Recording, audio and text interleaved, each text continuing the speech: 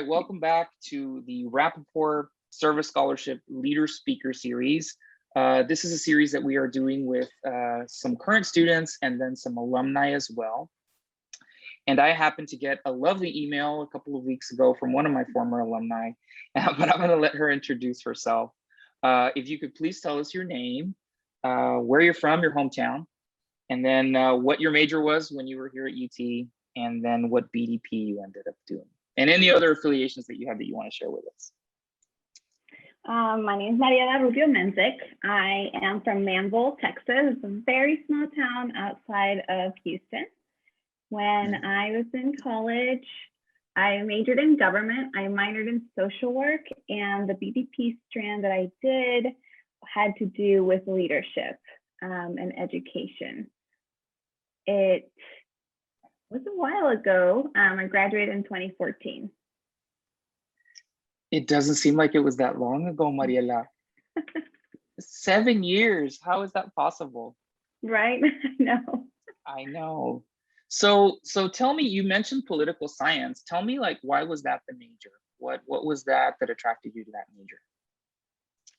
When I was in high school, I had a government teacher who was just like really good at teaching and keeping us engaged. And I just really enjoyed the content. And I remember someone telling me, like, if you go to college, if people would say that, of course. when you go to college, pick something that you like. And so I picked something that I thought would be interesting, that I would learn a lot, and that kind of would maybe open a lot of other paths. I wanted to go to law school after graduating, but instead joined Teach for America. I said, okay, let me try teaching, see what it's like. And then after Teach for America, I'll apply for law school. That never happened, and that's probably never going to happen because I love education. I love my job. And yeah, that's kind of where that government degree came in. Okay, so, and I've got some more questions about government degree, but let's catch up, right? Like, we got to the 2014 graduation. What happened after that? I know you just said Teach for America, but like, walk me through that and get me to current. Like, where are we from graduation to now? So I guess I'll start at the beginning of my career in education. After I received the Rapoport Scholarship, I had to do some service hours. And I was always going back to Houston in the summer. So I looked for just nonprofits in the area where I could volunteer. And I stumbled upon PAIR. It stands for Partnership for the Advancement and Immersion of Refugees. And at PAIR, I ran a summer program. So I developed all of the curriculum. I found volunteers. I worked the summer program, and it was just such an amazing experience to be with kids and to teach them and to just like immerse myself in what summer education could look like. And I volunteered at the same place every summer. I loved it. It was really fulfilling, but while I was there, I noticed that the schools that these scholars were attending did not always provide what they needed. I realized that they had very different experiences in education than I had in my small town, and really started to see the impact of inequity in education. And so I heard about Teach for America at UT, and I applied as a junior and was accepted and placed in Houston, my hometown. I taught third grade for 3 years, and then really missed Austin and wanted to come back here, and taught another year in another charter school, and then moved here to Austin Achieve, where I'm working now, and founded the elementary school as a second grade teacher. The year after that, I became assistant principal, and now I'm the principal at the lower elementary school. Wow. So what a trajectory, man, in a very short, really honestly short period of time, because it doesn't feel like it's been 7 years since we last talked, but in a really short period of time, you really have accumulated a tremendous amount of experience. What's that been like for you, sort of moving that quickly through some of those things in Teach for America and then jumping into sort of teaching, in Houston and here? How has that been for you?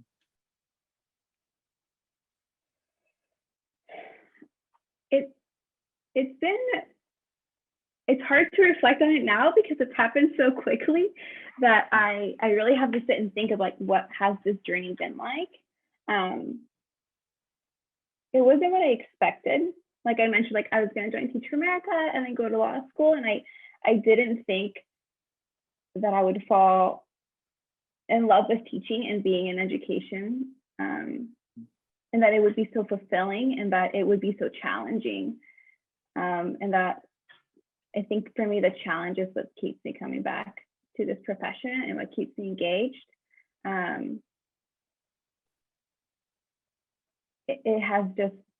It has been really, really good, really interesting to be able to move from in different positions and experience different schools. I really think that being in the same profession but experiencing different systems has been really impactful, and has really prepared me for my current role. So did you teach, because I know right now you're the principal at a charter school, but has the teaching been in charter school the whole time, or have you had like some publics and tell me about that. Yeah, I was placed in a public school in HISD, Houston ISD, when I was in Teach for America. And after leaving HISD, I applied for a charter school, and then have just stuck with charters ever since. So how's that been? What are those differences like for you? How have you experienced those? What are sort of pros and cons of each of those, do you think?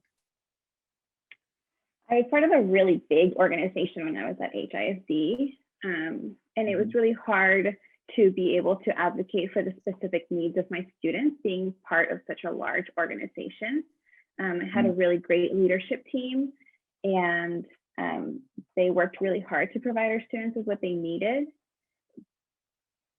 But it felt like I wanted to do more and have a bigger impact outside of my classroom. So when I applied for a charter school, and have been working in one, I've noticed that we're able to make changes and adjustments to better fit the needs of scholars quickly. And that has been a really great change to see, because once we have a problem, we're able to talk about it, we're able to figure out various solutions and communicate with our community in ways that we can support them. So working at a charter has just been, it's just been easier to make changes that are necessary, especially during COVID. We've had to act really quickly and be very flexible during this time to better support our families and students. And working at a charter school has really allowed us, allowed me to make those changes. So what have been some of those changes? Like, because it's very interesting. I talk to teachers all the time, and pre-service teachers in particular, through my work with You Teach Liberal Arts. But what's that been like for you in terms of, not only teaching, but now, being a leader on a campus? What's that been like? We've had to reinvent school in the past year multiple times. Yeah. First when we left a year ago for spring break, we never came back. And so we had to figure out what distance learning would look like. And being part of a small charter allowed us to be very flexible with what we needed to do and be very aware of the things that our students needed in order to be successful in distance learning. So right after spring break, during spring break as well, we were able to communicate with our families, see what technology they needed, and be able to quickly distribute Chromebooks and hotspots for them. After September, we decided to come back on campus, and we have been able to set up the classrooms to better support social distancing. We have really great contact tracing in place, and I think that has to do with being a small organization that is able to quickly move and make decisions as needed. Yeah, I mean, it's I don't know that people realize, I think the general public, I don't know that they realize the mountains that I think teachers have had to move, and administrators in schools in particular have had to move to really make learn some semblance of what we call learning to happen over the last year. It's really incredible. And so kudos, more power to you and your organization for doing that and for keeping it going. Mariela, you're now a leader on a campus. So I'm curious, like, what are some of the, I mean, you were in the Rapoport program, you took courses with us, you did a tremendous amount of volunteering. What were some of the things that you sort of, some of the things you took from the program that you're using maybe today or now? One of the first things that I remember you telling us was, what are you going to do with a new computer and an education? And you saying that to us has really stuck with me. And as I think of my role as a leader at this school, I think, like, what can we do for our scholars to have an excellent education so that they can also go to college and say, like, what can I do with my education now that's better going to serve my community? And just having that mindset around this education is powerful, my degree is powerful, and the experiences that I've had give me a lot of privilege now. And how can I use this privilege to better support communities through education? Yeah, I mean, it's funny that sometimes as an educator or as an instructor or teacher, you don't realize the things that you say and how they're going to impact people or what's going to stick, right? And I'm sure you've had some of these experiences yourself as a teacher. But I remember sort of saying things like that, not only to you and your class or your cohort of Rapoport scholars, but to others. And it's a little bit of a challenge, right? Like it's a gauntlet of, okay, well, you have a responsibility. It's that mindset. You have a responsibility. You're getting a tremendous privilege. Number one, just to have an education, right? To finish it. But then what are you going to do with it? What's the next thing? Where are you taking the baton and running with it? So yeah, that's incredible. I thank you for saying that. I appreciate it. So you're clearly very, very passionate about education. What are there other causes that you still have kept up with? Now that you've been teaching for a while and you're a principal, are there any other causes that you still follow, still volunteer with, or still work with? My main focus has been being able to invest in my community here at school, and that's comprised of our students, but also our teachers. So just finding the best way to support them this year has been the focus. So what has been some of the things that maybe that community has needed? What are some of the things that, resources, or what are some of the things that you find yourself like, oh, we really need this, or we really need X, Y, Z? I think now that it has been a year of being in this pandemic, one thing that I realize we all need is some time to take care of ourselves and decompress and really take care of our mental health. I think our teachers and our students and our parents, they're all tired, and we've been working really hard to make it through this pandemic, to support those that we love, and to make sure that we're staying safe. And balancing all of that takes a lot of energy. I think right now we just need a little bit of time to figure out what our new normal is and to take care of ourselves. Yeah, it's real interesting that you say that too, because I was having a conversation recently, and I was talking to a former student, and they were telling me about how their life had been impacted by the pandemic, and they've lost some, family members. And mental health is an issue, clearly. But I was thinking, how long is this going to take us to process? Because I don't think we've begun to do that work of processing sort of the entirety of the pandemic and the toll that it's really going to take. And I think that's some of that work is going to land on the shoulders of teachers and schools and administrators. And it already is. I'm sure you're already seeing it with your students there at school. And like you said, your teachers, they're tired, you know? So yeah, I really appreciate that, because I see that with the students on UT's campus or virtually, so to speak. So I'm sure you're seeing it there too. Is there sort of anything else besides that impacted you in terms of the work that you did while you were either at UT Austin or in the Rapoport program? I think the main impact that the Rapoport program had on me was opening up this discussion around privilege and what my role is as someone who was getting an education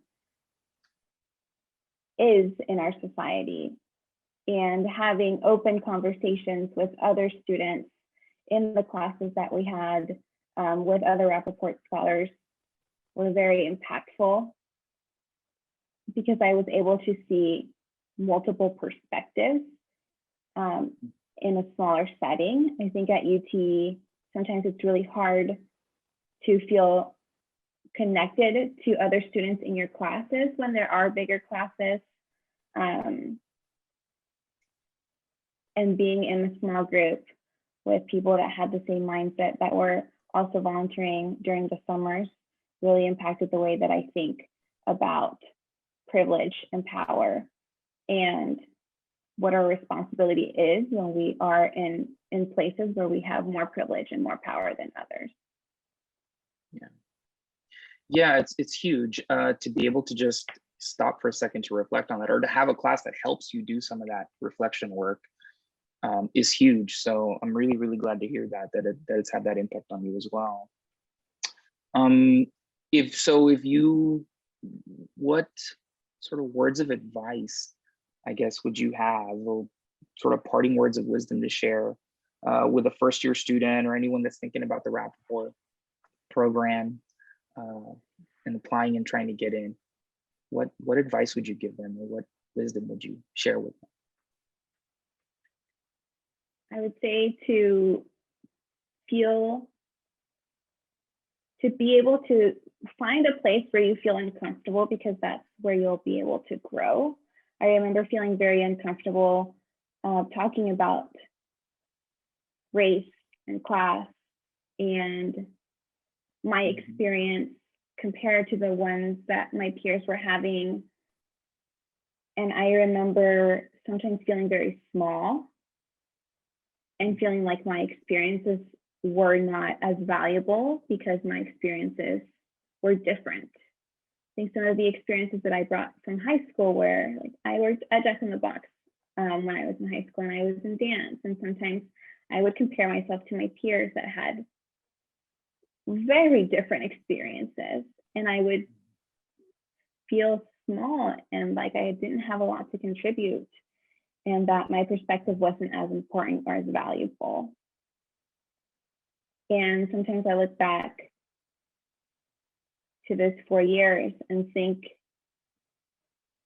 and realize that I had a lot of power, and that my experiences had a lot of power, and that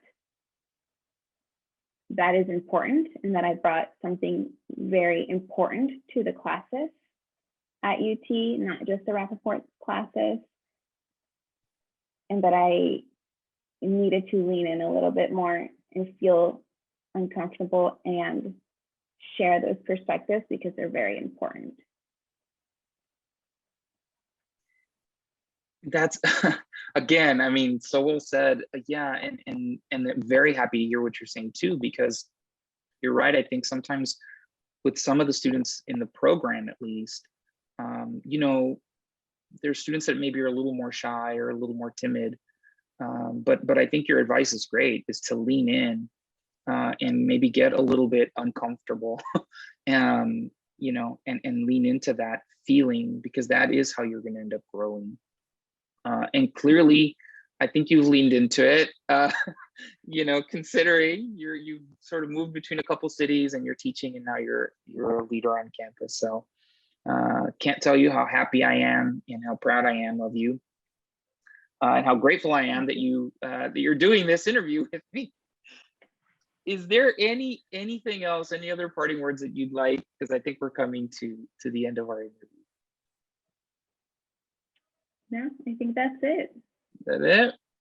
All right. Well, Miss Mariela Rubio-Mensik, thank you so much for joining me. It's been a complete pleasure, and I hope this isn't the last time we talk for another 7 years. Absolutely not. All right. Thank you so much. Take care. It's lovely seeing you. Bye-bye. Bye.